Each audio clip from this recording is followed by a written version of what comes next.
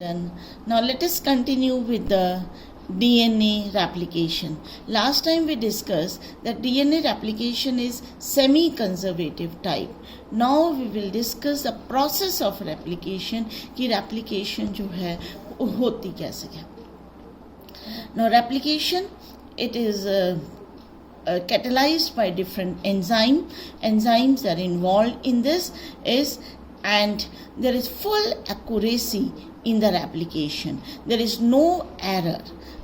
The main enzyme that is involved is DNA polymerase because polymer is form nucleotides का polymer बनता है तो enzyme का नाम क्या है जैसे हम करते हैं नॉमेनक्लेचर से इंटरनेशनल नॉमेनक्लेचर से एंजाइम का नाम है DNA polymerase it is dependent on DNA. So DNA polymerase DNA dependent because DNA is acting as the template and template parental strand or it catalyze the polymerization of deoxyribonucleotide यानी कि बहुत सारे deoxyribonucleotide आपस में जुड़ने हैं by phosphodiester bond से और तब वो strand बनेगा and this is a very fast enzyme and fast enzyme moreover it work with a high degree of accuracy. Deoxyribonucleotides it's that also act as the energy source that provide energy for the polymerization and reaction. Now what are the components which are essential for the replication? तो replication के लिए क्या क्या चीज़ें चाहिए? सबसे पहले तो हो गया एंजाइम तो वो डिफरेंट एंजाइम्स उनका नाम हेलिकेजेस टोपोआइसोमरेजेस primases, DNA polymerase, DNA ligase and repair enzyme. This we will discuss in the process one by one. तो ये सारे enzymes चाहिए. सबसे मेन enzyme है हमारा DNA polymerase जिसने polymerization करनी है. इसके अलावा रॉ मटेरियल जिसको जुड़ना है यानी कि डीऑक्सीराइबोन्यूक्लियोटाइड GTP, CTP, ATP ये सारे डीऑक्सीराइबोन्यूक्लियोटाइड्स जिनको जुड़ के नया स्ट्रैंड बनना है. देन एनर्जी इनको जुड़ने के लिए एनर्जी चाहिए. सो ATP energy source raw materials deoxyribonucleotides and so many enzymes which are required for the process of replication. Different steps of replication. पहला स्टेप होगा origin of replication जहाँ से replication start होगी. Then unwinding of the DNA molecule जैसे हमने semi conservative mode में किया था कि दो स्ट्रैंड्स जो हैं वो आपस में सेपरेट हो जाते हैं. That is the unwinding of DNA molecule.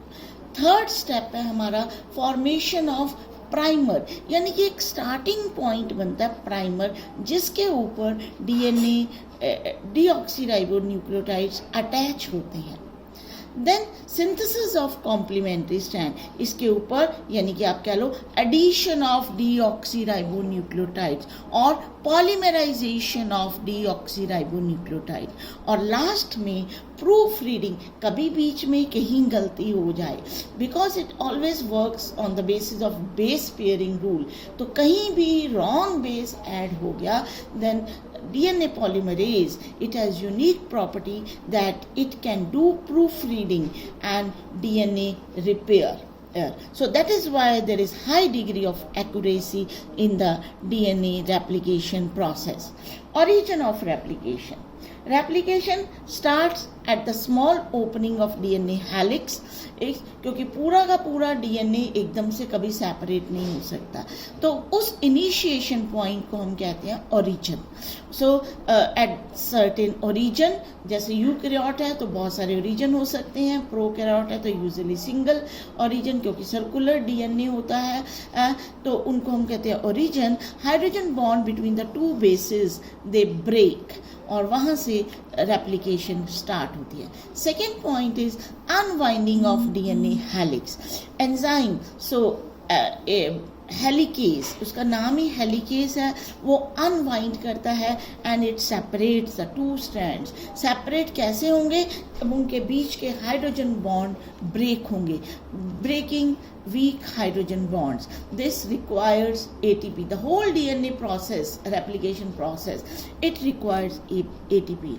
अब सेकंड है कि मान लो कोई भी रस्सी है वो पूरी तरह से कॉइल्ड है, तो जैसे हम उसको अनवाइंड करते हैं, तो जब आप उसको छोड़ोगे दोबारा से वो अपनी कॉइल हो जाती है, दोबारा से उसमें बल पड़ जाते हैं।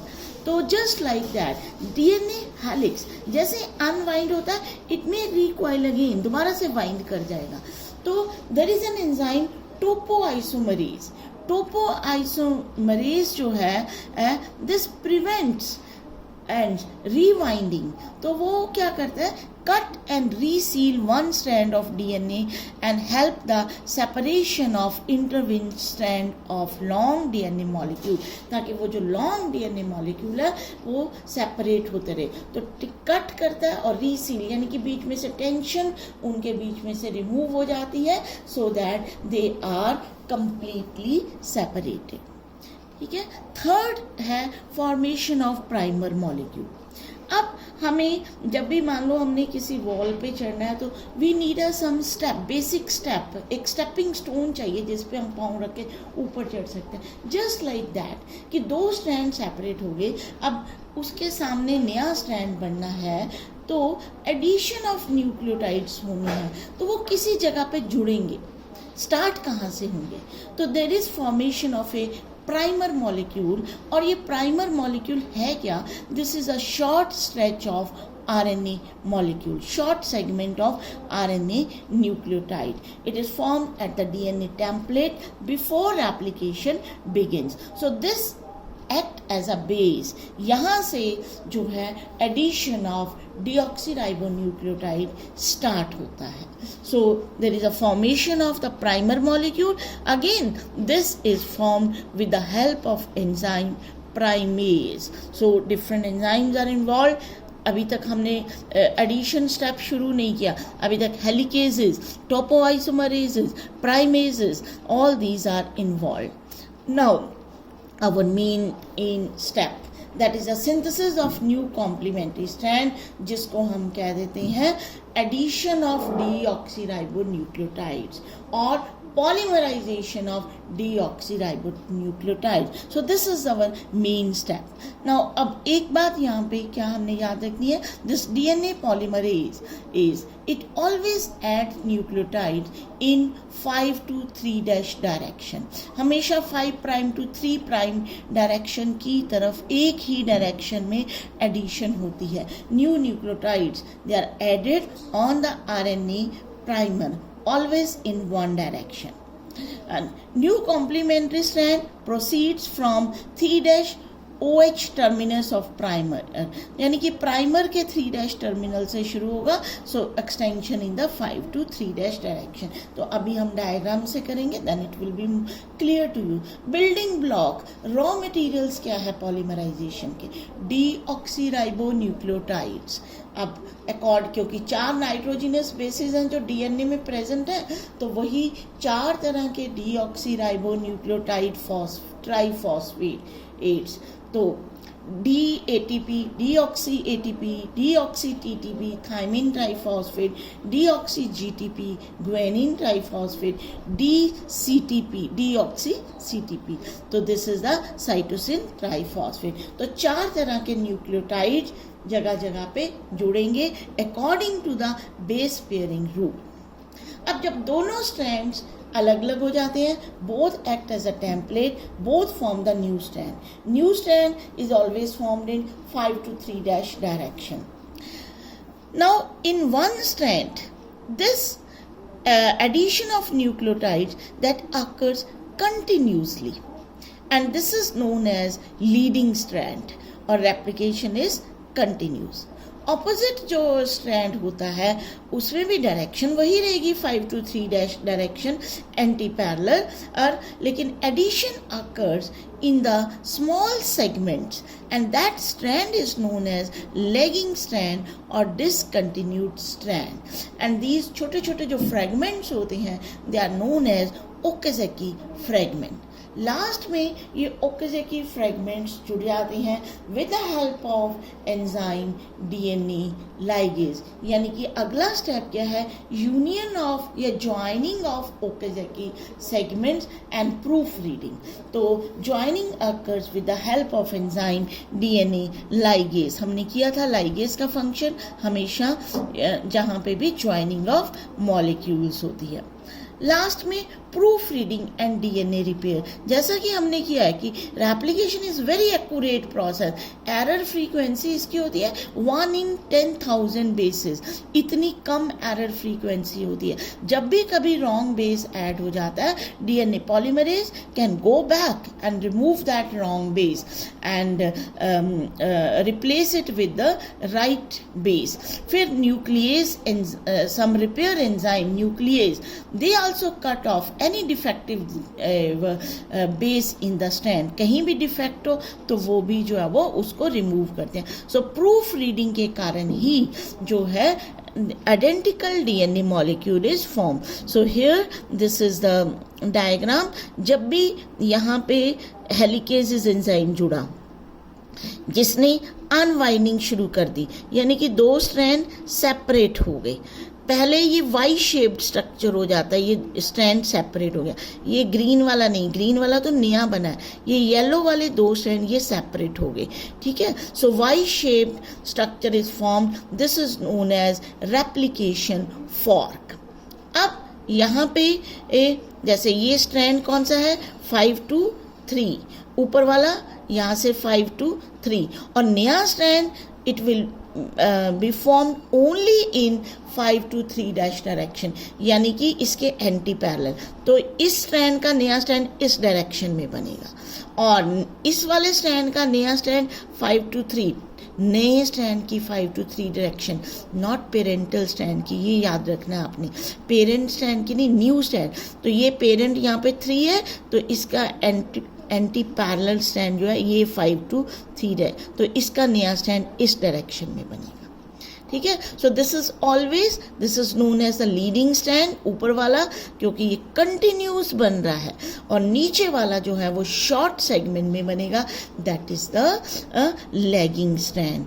एंड देन अब सबसे पहले एक ये प्राइमर मॉलिक्यूल बन गया यहाँ पे, this is with the help of primase. इसके ऊपर यहाँ पे न्यूक्लियोटाइड्स जुड़ने शुरू हो गए, डीऑक्सीराइबोन्यूक्लियोटाइड्स जुड़ने शुरू हो गए with the help of DNA polymerase. जैसे पॉलीमरेज आगे चलता जाता है, ये न्यूक्लियोटाइड्स पीछे से जुड़ते जाते हैं, ये लेंथ इसकी बढ़ती जाती है। इसी तरह से इस तरफ को ये प्राइमर बन गया। अब डीएनए पॉलीमरेज जैसे आगे चलता जाएगा, न्यूक्लियोटाइड्स जो है वो जुड़ते जाएंगे, लेकिन ये एक सेगमेंट, ये फिर से एक प्राइमर आ गया, फिर दूसरा सेगमेंट, ओकाज़की सेगमेंट, जो बाद में जो है वो जुड़ जाएंगे, ठीक है। So here you see this detailed summary. यहाँ पे भी this is the parent DNA, blue colour का दिखाया, हेलिकेजेस एंजाइम, यहीं पे टोपो आइसोमरेजेस भी लगते हैं, दे अनवाइंड द हेलिक्स, और फिर ये सिंगल स्ट्रैंडेड ये डीएनए का एक स्ट्रैंड ये सेपरेट हो गया, इसकी डायरेक्शन 5 to 3 डैश, नीचे वाला स्ट्रैंड सेपरेट हो गया, इसकी डायरेक्शन 3 to 5। यहाँ पे डीएनए पॉलीमरेज अटैच कर गया, यहाँ पे अटैच करेगा, फिर इस तरफ से ये चलता जाएगा, addition of nucleotide occur in this direction, ये लंबा होता चलता है, जैसे ये बड़ा होता आगे जाएगा ये आता जाएगा, और नीचे वाले स्ट्रैंड में इस तरफ से ये डायरेक्शन चलती जाएगी, यहाँ पॉलीमरेज से आगे बढ़ता जाएगा। बहुत सारे प्राइमर मॉलिक्यूल, यहाँ पे एक ही प्राइमर यहाँ पे बनेगा और फिर बाद में वो अलग हो जाता है, यहाँ पे भी प्राइमर इधर बनते हैं, बाद में सारे प्राइमर अलग हो जाते हैं क्योंकि वो आरएनए सेगमेंट है। फिर ओकाज़की सेगमेंट बन गया, फिर से primer, Okazaki segment and Okazaki segments. अब लास्ट में डीएनए लाइगेज ये इन सबको जोड़ेगा। So after the RNA primer is replaced by DNA, DNA ligase joins the Okazaki fragments to the growing strand, यानी कि जो आरएनए प्राइमर है ना, उसकी जगह क्या आ गया, डीएनए आ जाता है बाद में। एक और डीएनए पॉलीमरेज से और फिर ये कंप्लीट स्ट्रैंड बन जाता है. So this is the lagging strand, this is the leading strand. ये वाई शेप स्ट्रक्चर, इसको हम बोलते हैं रेप्लिकेशन फॉर्क. तो एक में इस डायरेक्शन में बनेगा, दूसरे में उल्टी डायरेक्शन में इसमें बनेगा. Antiparallel is there. Then a small thing जो हम करेंगे इसके बाद कि ट्रांसक्रिप्शन की डिटेल तो हम कल करेंगे नेक्स्ट टाइम, लेकिन हम सिर्फ ये देखते हैं कि डीएनए से डीएनए बनता है, 2 स्ट्रैंड से 2 स्ट्रैंड बनने हैं, लेकिन डीएनए से आरएनए बनना है. तो डीएनए तो डबल स्ट्रैंडेड है, आरएनए सिंगल स्ट्रैंडेड है, तो सिर्फ एक ही स्ट्रैंड बनना है. तो सिर्फ एक strand act as a template strand, वहाँ पे दोनों स्ट्रैंड टेम्पलेट की तरह एक्ट करते हैं. ये भी बेस पेयरिंग रूल के साथ चलता है. लेकिन जब आरएनए बनता है तो एडेनिन की पेयरिंग थायमिन के साथ जो होती है, यहाँ पे थायमिन की जगह यूरेसिल आएगा. दूसरी तरफ जहाँ थायमिन है वहाँ तो एडेनिन आएगा. सिर्फ एक चीज़ का डिफरेंस हो जाएगा कि एडेनिन के साथ थायमिन की जगह यूरेसिल आ जाएगा. और एक और चीज़ यहाँ पे एडिशन किसकी है, राइबोन्यूक्लियोटाइड्स की, ना कि डीऑक्सीराइबोन्यूक्लियोटाइड्स की. अब फिर से क्वेश्चन आता है कि एक ही स्ट्रैंड क्यों ट्रांसक्राइब करता है, दोनों क्यों नहीं करते हैं. Again there is a reason कि मान लो कि both strands act as a template, they will produce 2 RNA molecule, 2 different RNA molecule with different sequence of bases, and these will code for different protein. RNA ने बनाना है protein, तो 2 RNA 2 तरह के protein बनाएंगे, तो that means one segment of DNA will code for 2 different proteins, so that will complicate our genetic information process कि एक DNA segment के पास 2 प्रोटीन्स की इंफॉर्मेशन कैसे होगी. ठीक है. So only one strand act as a template strand. इसके बाद 2 मॉलिक्यूल्स, आरएनए मॉलिक्यूल्स, अगर मान लो कि फिर भी अगर दोनों ने टेम्पलेट कर दिया, डीएनए ने दोनों स्ट्रैंड टेम्पलेट की तरह एक्ट करेंगे, 2 आरएनए स्ट्रैंड बनेंगे simultaneously, they are complementary to each other, वो आपस में कॉम्प्लीमेंट्री होंगे, और इमीडिएटली जो है they will form double standard RNA. So this prevent the double standard RNA cannot do the translation. So इन रीजंस के कारण only one strand act as a template strand in the transcription or transcription process we will discuss next time in detail. Thank you so much.